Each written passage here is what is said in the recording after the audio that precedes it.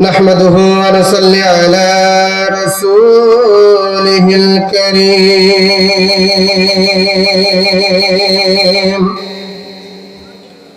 أما بعد فأعوذ بالله من الشيطان الرجيم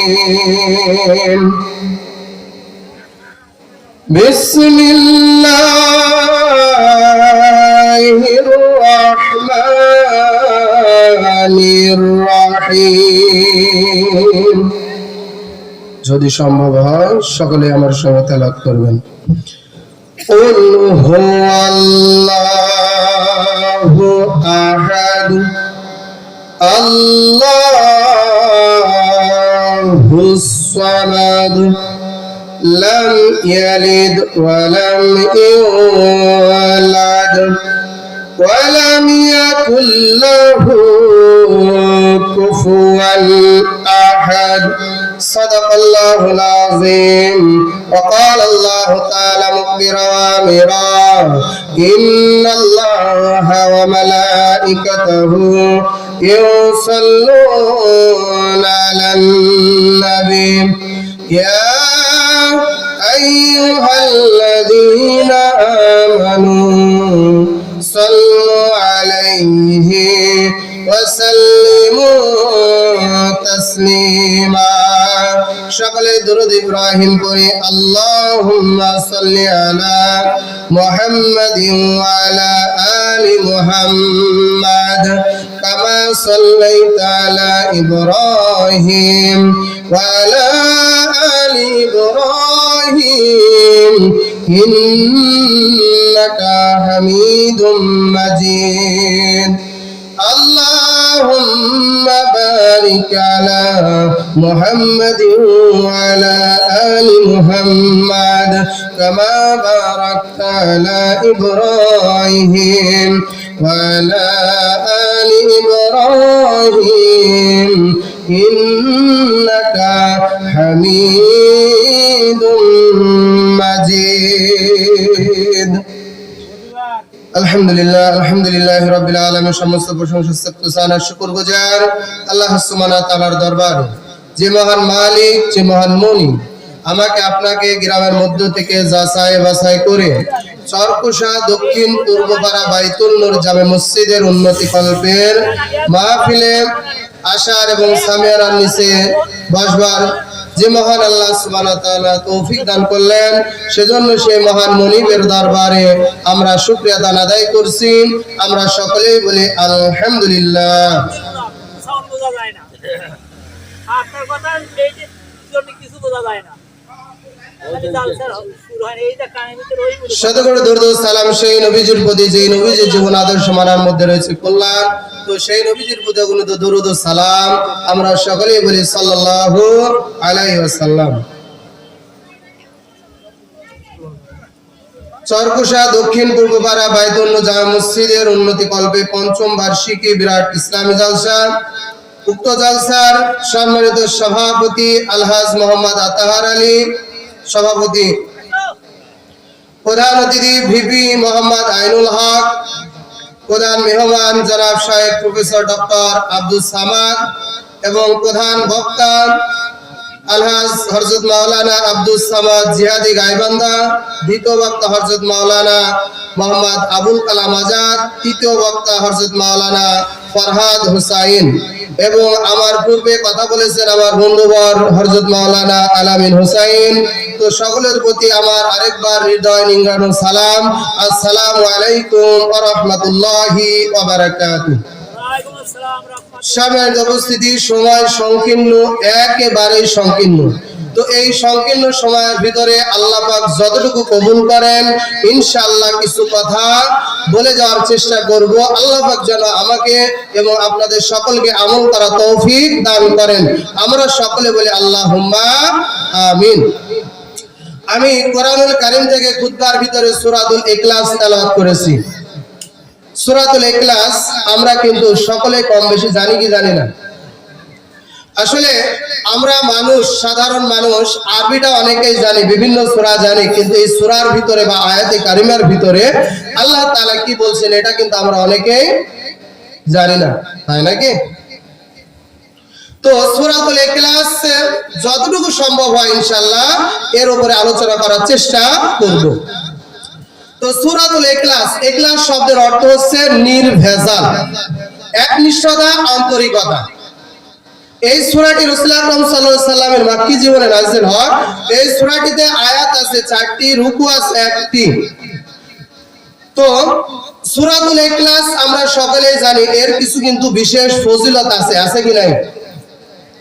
যেমন আমরা যখন কবর জিয়ারতে যাই, হুজুররা সচরাচর বলে কি যে আপনারা সূরা ফাতিহা এবং সূরা ইখলাস পড়েন, কয়েকবার দরুদ শরীফ পড়েন, বলে কি বলে না? আচ্ছা, আপনারা কি কখনো খেয়াল করছেন এই কথাটা অন্য কোন সূরার কথা বলে না বা অন্য কোন আয়াতের কথা বলে না? তো সূরাতুল ইখলাসের কথা কেন হুজুরেরা বলে? কারণ আছে কি নাই? কারণ আছে কি নাই? কারণ তাফসীরের মধ্যে আসছে, তাফসীর আনোয়ারুল কোরআন, মুসলমান ভাইরা রে আমার, কারণ হলো সূরাতুল ইখলাস এমন একটি সূরা, সূরাতুল ইখলাস পড়ে যদি কোন কবরস্থানে গিয়ে কবর জিয়ারত করা যায় তাহলে কবরে আযাব আমার আল্লাহ maaf করে দেন। সুবহানাল্লাহ। তাহলে সূরাতুল ইখলাস হুজুরেরা এজন্যই পড়তে বলে কারণ সূরাতুল ইখলাস পড়লে কবরে আযাব maaf করেন কে? আল্লাহ। সূরাতুল ইখলাস এমন একটি সূরা, এই সূরাটি যদি আমি আপনি পড়ে কোন রোগাক্রান্ত ব্যক্তিকে দম পানির মধ্যে ফু দিয়ে জ্বলে পানিটি পান করায় তাহলে আল্লাহ তাআলা ওই রোগাক্রান্ত ব্যক্তিকেও আল্লাহ রোগ থেকে মুক্তি দিয়ে দেন। সূরাতুল ইখলাস এমন একটি সূরা, সহিহ বুখারী এবং হাদিসটি ফাতুল বারী, মুসলিম, নাসাঈর মধ্যে আসছে। হাদিসটি বর্ণনা করেছেন রাসূলের স্ত্রী আম্মা জান আয়েশা। আয়েশা রাদিয়াল্লাহু তাআলা বলেন, আল্লাহর নবী সাল্লাল্লাহু আলাইহি সাল্লাম, আল্লাহর নবী সাল্লাল্লাহু আলাইহি সাল্লাম এক লোকের নেতৃত্বে একদল সেনাবাহিনী প্রেরণ করেন। তারা ফিরে এসে রাসূল আকরাম সাল্লাল্লাহু আলাইহি সাল্লামকে বলেন, ইয়া রাসূলুল্লাহ, ইয়া হাবিবাল্লাহ, আপনি যে আমাদের নেতা বানায়েছেন, আমাদের নেতা প্রতি ওয়াক্ত নামাজের কিরাতের শেষে সূরাতুল ইখলাস পড়ে, সূরাতুল ইখলাস তেলাওয়াত করে। আল্লাহর রাসূল জিজ্ঞাসা করলেন, ও আমার সাহাবীরা, আপনাদের যে আমি লিডার বানাইলাম, এই লিডার প্রত্যেকটা ফরজ নামাজের পরে কিরাতের শেষে সূরাতুল ইখলাস পড়ে, এটা সে কেন করে? আপনারা কি তাকে জিজ্ঞাসেন? তারা বলে না, আমরা জিজ্ঞাই নাই। আল্লাহ রাসূলের সাহাবীরা সঙ্গে সঙ্গে আল্লাহ রাসূলের কথা অনুযায়ী তাকে জিজ্ঞাসা করলো, আপনি কেন এই কাজটা করেন, আমরা কি জানতে পারি? আল্লাহর বান্দা জবাব দেয়, সূরাতুল ইখলাসের মধ্যে আমার আল্লাহ রাব্বুল আলামিনের গুণাবলী বর্ণনা করা হয়েছে, যার কারণে আমি সূরাতুল ইখলাস পড়তে ভালোবাসি। আল্লাহ রাসূল সাল্লাল্লাহু আলাইহি সাল্লামের কানে যখনই চলে গেল যে সাহাবীর সূরাতুল ইখলাস পড়তে ভালো লাগে, সাহাবী সূরাতুল ইখলাস পড়তে ভালোবাসে, তখন আল্লাহ রাসূল সাল্লাল্লাহু আলাইহি সাল্লাম বললেন যে, হে আমার সাহাবীরা, আমার এই সাহাবীকে তোমরা জানিয়ে দাও আমার আল্লাহ তাকে কি করেন? ভালোবাসেন। তাহলে এমন একটি সূরা সূরাতুল ইখলাস। আল্লাহর নবী সাল্লাল্লাহু আলাইহি সাল্লাম হাদিসের মধ্যে ডাক দিয়ে বলেন, ও আমার সাহাবীরা,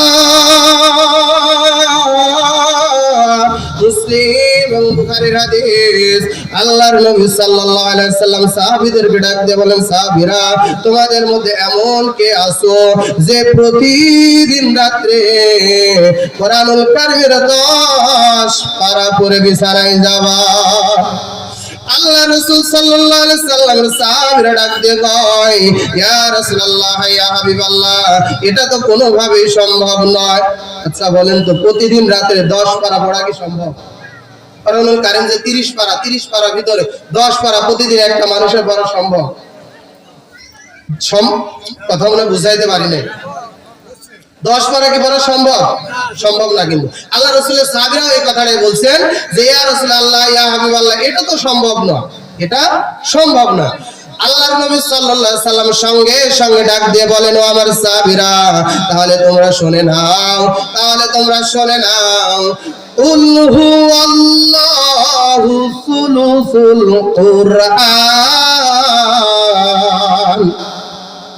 কুল হুয়াল্লাহু সুলুসুল কুরআন। কোরআনুল কারীমের সূরাতুল ইখলাস, কুল হুয়াল্লাহ সূরাটা হচ্ছে কোরআনের 1/3। অর্থাৎ কোরআনুল কারীমের যে সূরা ইখলাস একবার পড়া যায় তাহলে 10 পারা কোরআনের সওয়াব আল্লাহ আমলনামায় দিয়ে দেন। সুবহানাল্লাহ।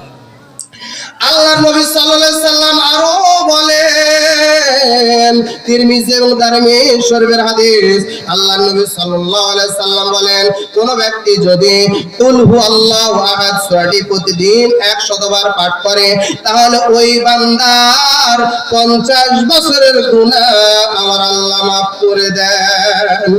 সুবহানাল্লাহ। তাহলে কোরআনুল কারীমের সূরাতুল ইখলাস যদি 50 বার কেউ প্রতিদিন পড়ে তবে তার 50 বছর কোরআনুল কারীমের সূরাতুল ইখলাস যদি কেউ প্রতিদিন 100 বার পাঠ করে তাহলে তার 50 বছরের গুনাহ কি হয়ে যায়? maaf হয়ে যায়। তবে এই হাদিসের মধ্যে একটা শর্ত দেয়া আছে, হাদিসের মধ্যে একটা কি দেয়া দিয়েছে? শর্ত দেয়া আছে। আমি আপনি বললে হ্যাঁ আমার আপনার জীবনের 50 বছরের গুনাহ আল্লাহ maaf করে, কিন্তু আল্লাহ রাসূল ঢুকাইছেন এর ভিতরে একটা শর্ত আছে। শর্তটা কি? কোন ব্যক্তি যদি অনেক মানুষ আছে না ঋণ করে, আছে কিনা? বাজার আছে কিনা? ঋণ করা ব্যক্তি আছে কিনা? টাকা ধার দিয়েছে অথচ টাকা দেয় না, থাকার পরও দেয় না। তো যারা ঋণ করে নেওয়ার সময় নেয় কিন্তু দেওয়ার সময় দেয় না, এই সমস্ত ব্যক্তি যদি প্রতিদিন 100 বার নয় 1000 বারও যদি পড়ে তারপরে এর জীবনের গুনাহ আল্লাহ maaf করবে না, হাদিসের কথা অনুযায়ী। তো কোরআনুল কারীমের একটা সূরা বা একটা আয়াতের অর্থ বুঝতে গেলে শুনতে গেলে যদি আমি আপনি ওই কোরআনুল কারীমের সূরা ওই আয়াতের শানে নজুল বা প্রেক্ষাপট বা ফজিলত সম্পর্কে যদি জানি তাহলে ওই আয়াতের ভিতরে বা সূরার ভিতরে কি হচ্ছে, কি বলা হচ্ছে, আল্লাহ কি বলতেছেন আমার আপনার সামনে পরিষ্কার হয়ে যায় কি যায় না। তাহলে মানে অনেকগুলো সাজানো আছে, এতগুলো বলা সম্ভব নয়, সময় সংকীর্ণ। দু একটি কথা মানে না বললে না, মানে এরকম দু একটি কথা বলতেছি। তো আল্লাহ রাসূল সাল্লাল্লাহু আলাইহি সাল্লাম মের উপরে যে আল্লাহ রাব্বুল আলামিন কোরআনুল কারীমের সূরাতুল ইখলাস নাজিল করলেন, কোন প্রেক্ষাপটে নাজিল করলেন জানার দরকার আছে কি নাই? অবশ্যই আছে। কোন প্রেক্ষাপটে নাজিল করলেন? হযরত ইকরিমা রাহমাতুল্লাহি আলাইহি তিনি তার কিতাব বর্ণনা করতে গিয়ে বলেছেন, এই কথাটি তাফসীর ইবনে কাসীরের ভিতরে আছে। তাফসীর ইবনে কাসীরের ভিতরে আসছে, ইকরিমা রাহমাতুল্লাহি আলাইহি তিনি বর্ণনা করেন,